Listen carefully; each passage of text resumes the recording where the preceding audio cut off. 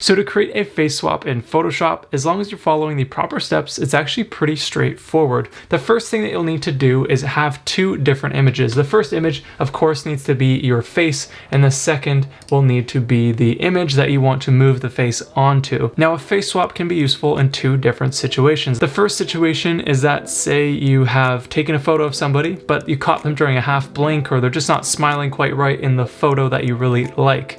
But you have another image of them where their facial expression is a little bit more ideal, so you can take that facial expression and move it over into this other photo. The second reason why you might want to do a face swap is just because you want to create a meme or do something funny. So either or, both are very valid options for doing face swaps. The first thing that you need to do is actually select the face for your face swap. Now there's a bunch of different ways that you can select things in Photoshop, but for face swaps, the easiest way is with the Lasso Tool.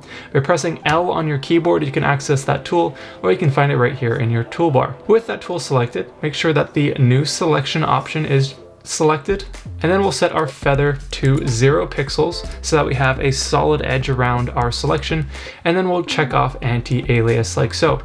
Now with our image layer selected, we're going to go and click and drag around our subject's facial features, making sure to include all their eyebrows, their smile, their nose, their eyes, that kind of thing. We're not going to go around the edge of their face just because that stuff will not be used for our face swap. We're only going to be blending in these main features while using the outside of our other image, the outside of this head, for the rest of this area. So we only need the main facial features, and make sure to include any like wrinkles or things like that that define that person. Okay, so to move this face over into our other photo, the easiest way to do that is copy and paste it, just like you would do if you're copying text in a Word document. So pressing Command or Control C to copy this active selection, and then we'll go over to our other image and press Command or Control V to paste that selection as a new layer right here. Now I'm going to just rename this to face, and then I'll rename the other layer to body, just so things are easy and not confusing.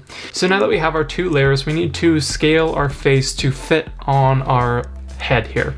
So I'm going to select the face layer and then grab the Move tool by pressing V. Using the transform box, I can just click and drag down to scale the face as needed. But as you notice with this particular example, if we look at our face, you can see that it's sort of pointing a little bit to the left. It has a bit of a leftward orientation versus our head is more pointed to the right. So if we go and put this face on this head right now, it's not going to match up very well. Luckily, we can just flip this face around and no one's going to know the wiser. So with this face layer selected, just pressing Command or Control T, right click and go to Flip Horizontal. Now our orientation of our face and our head are going to be at the same angle, and it makes life a lot easier to blend everything together. Now you don't have to do this, but if you have a similar situation where the orientation of the face or the look isn't quite matching up, using the Flip Horizontal option can be very useful. Now let's go and move this face over the head here. So we'll just scale this down so everything fits decently well. Zooming in, we're gonna just try to position it the best we can over our subject. Now the problem that we see right now is it's hard to tell where everything lines up because we have a face layer blocking the body. So what we can do instead is actually bring down the opacity of our face layer. So with this face layer selected, go to the opacity option and then just drag this down so you can see through that face and line things up a little bit better.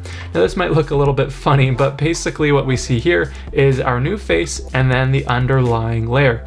Now the easiest way to line up your facial features is actually go to the corner of the eye here. So this little area and this area, I'm gonna try to match that up the best we can. It might be hard to do this with two different eyes at the same time, so just focus on one eye for now, and then we'll go and position everything better afterwards. So this looks pretty good. The corners of each eye are lining up well, but we could just rotate our face a little bit, and we want to pivot off of this little spot here that we lined up nicely. So I'll then go and press Command or Control T to access my transform tool, check off this anchor point option, and that will give us a little anchor point right here. Now I can click on this anchor point and reposition it right over to the corner of his eye, and now when I go to rotate, just hovering on the outside of the transform box there, I can rotate that layer and it's going to pivot off of that one point that we just lined up really nicely. So this will help all of our facial features to line up a little bit better, including the other eye. So the goal here is to have both of the eyes lining up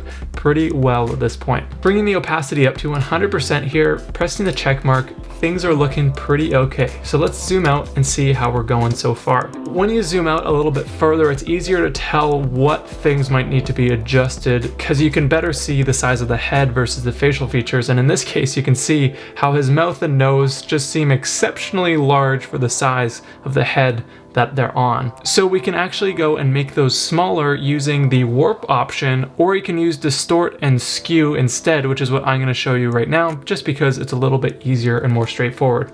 So with our face layer selected, press Command or Control T to access the transform tool. Now we're going to go and right click on our face and go down to skew to start things off. Clicking on the corner here, I can drag inwards like so on a diagonal, and notice how it sort of shrinks down his mouth a little bit and just makes the facial features feel a little bit more proportionate for the face. Likewise, I can actually adjust the angle of his eyes so that they fit a little bit better with the angle of the head. So this is a super helpful tool to use no matter what type of face swapping you're doing. Now, once you're happy with the skew options, I'll right click and go to distort. And now we can just do some other adjustments like so, just to blend everything proportion-wise a little bit better. Once you think you're happy with that, zoom out and just see what you got going on here. And you might want to make some more adjustments just from a further out perspective. Like I said before, it gives you a better idea of how your facial features are blending in with the overall size of this person's head. So that looks pretty good to me right there. I'll press the check mark to commit to that. And now we have our face nicely blended angle and proportion wise to the head. Now, if you're enjoying this face swap tutorial so far, make sure to hit that like button down below, as it really makes a huge difference to help more people see this video and grow my channel. Thank you so much, and I appreciate you. Let's get back into it. Now, at this point, obviously the face does not blend in with the head in any way. So that's our next step in the process. The first thing that we need to do is actually go and delete the face from our initial subject here, just because when we go and do some blending, we don't want to have any eyes or an extra mouth or something bleeding out around the edges. So let's just delete it all together. To edit non-destructively, select the body layer and press Command or Control J to duplicate it. That way we have a copy and we can always have something to go back to with the body layer. So I'm going to just turn this body layer off so it's out of our way. Now, to delete this face, we can actually create a selection of our face layer. So holding Command or Control, clicking on the face layer thumbnail, that'll turn it into a selection. But the area that we want to delete needs a little bit of wiggle room, so we can bring this selection in using a really simple trick. With our selection active, going up to Select, Modify, and then Contract, we can now contract our selection by a set number of pixels. The number that you write in here will move your selection edge inwards by that amount of pixels. In this case, I'll set it to 5. Then I'll go and click OK, and our selection just moves inward by 5 pixels. Now, with that selection still active, we'll select that body copy layer and we'll press delete on our keyboard. Then we'll press Command or Control D to deselect our active selection. Now, it didn't look like anything happened, but if we only view our body copy layer, you can see that the face has been deleted. So therefore we only have our head and then our new face that needs to be blended. Now that we have the face deleted from underneath, it's time to blend the face and the head together.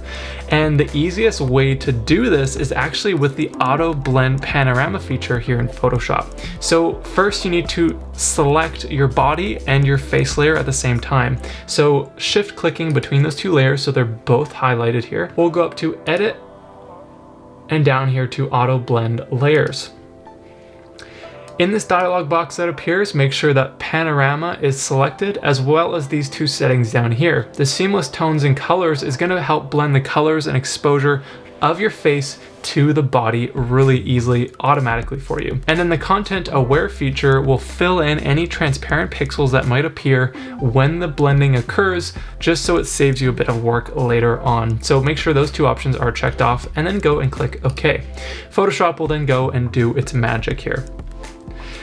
Notice how our face has suddenly become a lot more blended and things look really decent considering how fast that was done. And now we have a face merged layer. So that's where all of our adjustments have been added onto. So as you can see at this point, our face just isn't quite blending nicely into the head. And that's mostly because of the difference in the facial hair and some of the skin tones here. But luckily we can blend that in a lot better using the healing brush tool. Now, if your face is already looking nicely blended at this point, then you're pretty much done and you're good to go. But if you have an issue like this one that I'm having, then continue on to follow these steps. The first thing that we'll do is create a new layer above our face merged layer, and we'll call this to heal, just so it's once again easy to remember everything. Then we'll go and select our healing brush tool just right here. To reveal that panel, just click and hold on that icon and then select the healing brush tool. In our settings, make sure current and below is set for our sample. Make sure our source is set to sampled mode to normal. And then if you want to change the brush settings, you can do so here. In this example, I want to set the hardness to 0 so everything blends really nicely in the photo. As for the size, you can adjust that using the bracket keys just like with the brush tool if you're already familiar with that. Now let's go and touch things up a little bit. With our heal layer selected, I'm going to just zoom in here and see what we got going on. Now what I'm going to do is just scale down my brush and sample an area of the new face. So holding Alt or Option to sample, your sample is going to be the same size as your brush, so try to use a small brush if possible. Now I'm just going to go and paint over the edges here like so. You might have to reset your sample multiple times like this, but it's going to really make the process quite straightforward. Now sampling between your head or the face, you can just continue to go through here and basically just blend in any harsh edges that you see. So I'm just continuing to resample and then paint over around the edges of the face. You might have to sample the head or you might have to sample your face layer. Just depends on exactly where you are in your edit. So as you can see, that blends in so much better already. As for around the cheeks and things like this, the reason that this is causing so much issue is because of the facial hair. So I'm actually going to sample on my face's cheek, and then I'm just going to paint over some of that facial hair, and it will just blend this in a lot nicer for me. I can leave a little bit of facial hair on the outside. It's not a big deal, but the idea here is to just smooth out those harsh edges and blend in your face to the head a little bit better. Now at this point, you kind of get the idea of what I'm doing here, so I'm going to meet up with you once everything is finished. So at this point, our face is looking pretty nicely blended, but if you want to do even more blending adjustments, I want to share one final tip with you to make the process easy. If you want to say add an exposure adjustment or a color adjustment yourself just to the face, you can do that by selecting your original face layer and adding it to a layer mask. That sounds a little complicated, but let me show you. Just like we did earlier, we'll hold Command or Control and click on our face layer thumbnail to create a selection of the face area. Now let's say I want to go and adjust the exposure or contrast. I'm going to go and create a curves adjustment layer here. Clicking on that, that selection will be automatically applied onto a layer mask for us. So now I could easily go and adjust the highlights. I could add contrast in there. Whatever type of thing you were wanting to do can be easily done now because you've made that selection. Likewise, if you want to go and create a color adjustment, I can go and create a color balance layer mask. I can hold Alt or Option, click on my curves adjustment layer mask, and just drag and drop it over the color balance. And now we'll have a matching layer mask, and I can apply these adjustments just to the face by itself because of that layer mask once again. So with these adjustments, it's easy to add some extra little things to your face swaps if need be, if you're the type of person who wants to do some more manual adjustments, if the auto blend options just weren't doing the trick for you. So now you know how to face swap in Photoshop using an auto blend panorama feature that does a lot of the work for you. But if you want to do some of these blending options yourself afterwards, you can use the layer mask option with any of the adjustment layers like I just showed you. Now, if you love photo editing, Photoshop, and Lightroom, then make sure to hit that subscribe button down below, as that's what I talk about all the time on this channel. So hit that button, let's hang out and learn some stuff together. Anyways, that's all I have for you for now. My name is Brendan from BeWellCreative.com, and I'll catch you back here next time for another new tutorial. See you then.